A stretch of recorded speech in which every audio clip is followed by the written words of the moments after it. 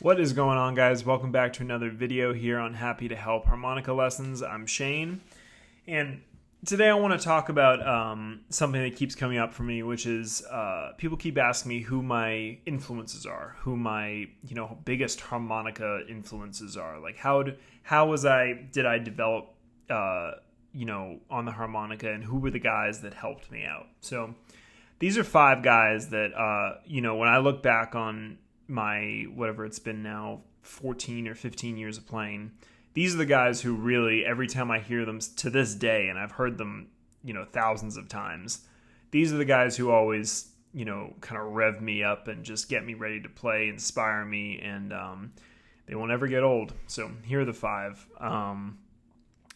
First one for me has to be William Clark.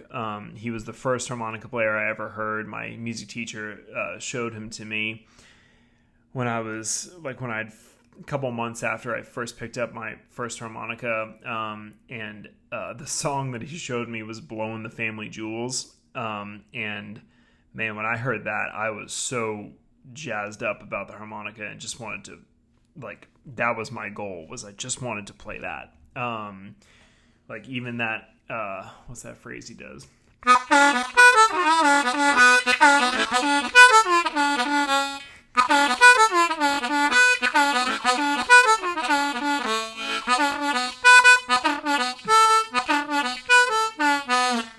That is just, that's so cool. And I remember when I was a kid, I was like, I still can't even play it up to speed. I've been playing for 14 years, but William Clark was just something special, man. He, chromatic and diatonic and jazz and blues, he did it all, and he was so creative and great stage presence, great front man for his band, just a tremendous individual. Highly recommend, if you don't have any William Clark, to go check him out, because he's killer. I'd say number 2 on this list would probably be Paul DeLay for me. I'd heard a lot of guys play chromatic, in the George Smith style, but I never heard it really in the way that Paul DeLay was playing it. He was kind of playing almost more like a hybrid approach, like a combination of, octave playing and pucker playing and a little bit of dark, but a lot of sweet, which I had never really heard. And that's just his chromatic playing. Then you get to his diatonic playing, and it's out of this world, original, and impossible to figure out if you sit down and try to go back and review some of his solos. But he was just a force of nature. He was, whenever I see videos of him on stage, I never got to see him live, unfortunately, but anytime I see him on stage, I'm just so blown away by his authenticity and his energy, and you can really feel it in the music that he puts out. So I would say Paul DeLay for sure. Number 3 for me would probably have to be Stevie Wonder. I think universally he's probably regarded as one of the better harmonica players in the world, or dare I say even best. And just like Paul DeLay, he has this very distinct style in his playing. If you hear his chromatic, you're going to know that it's Stevie Wonder. And he has this ability to give a vocal quality almost to the chromatic. Whenever you hear his vibratos on those draws,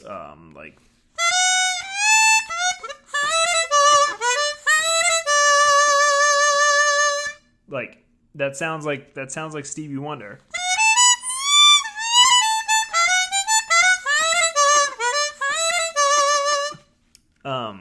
And it's a sound that I envy tremendously. But yeah, man, Stevie Wonder is just a genius in not just harmonica, but in all forms of music, and just has been such a huge influence for me in my playing, in my life. I just love his approach to sound in general. So that's Stevie. I would say number 4 of the Chicago blues guys, I would say the most influential one for me was probably James Cotton. I was a part of a creative arts diploma program when I was in high school, and I did my senior thesis on James Cotton. So I studied him for the better part of about 3 months and got school credit for it, which was cool. So I remember for the first month, like just sitting and watching this YouTube video in my room and just trying to get that opening for the slow blues, like the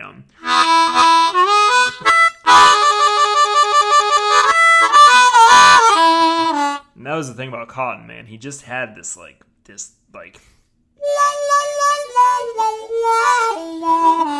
he just had that grit and that tone that we all chase, that dark, like really gritty, and all the double stops that he did,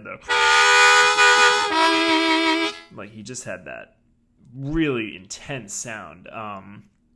And nobody else sounded like Cotton. And I just, when I was a kid, thought he was the most ferocious, and I was like, if I'm gonna play blues harmonica, I want to play it like that. So yeah, James Cotton, for sure, definitely in my top 5. For my 5th harmonica player, I'd probably say Alan Wilson of the band Canned Heat. You know, I was late to discover Alan Wilson. I really wish that I hadn't been, because Alan was not just a great harmonica player, which he was a fantastic musician. He was able to, like, if you ever hear the album Hooker and Heat, he was playing with John Lee Hooker, and this is the last album that they made before he passed away. Man, some of the stuff that he plays on that record is out of this world good, and a lot of it is in this accompaniment role, which I thought was really cool because I hadn't heard a lot of guys do that when I first got into him. Like, if you ever hear the song Boogie Chillin' No. 2, like the famous vamp,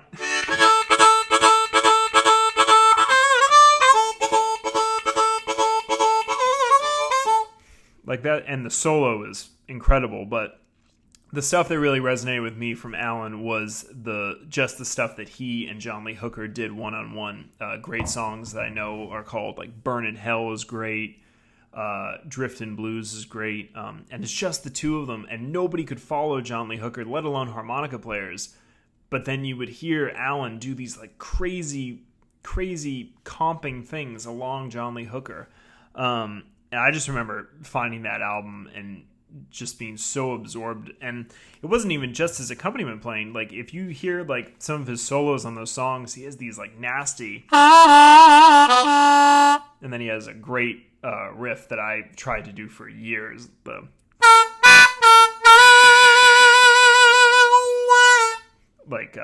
I just thought that was so cool. It's so easy. It's just bending, just. Anyway, I just thought that was so cool. So those are my top 5 guys. I'll link all videos of them in the description. Please go check all of them out. They're all amazing in their own right. Have a good day, everyone.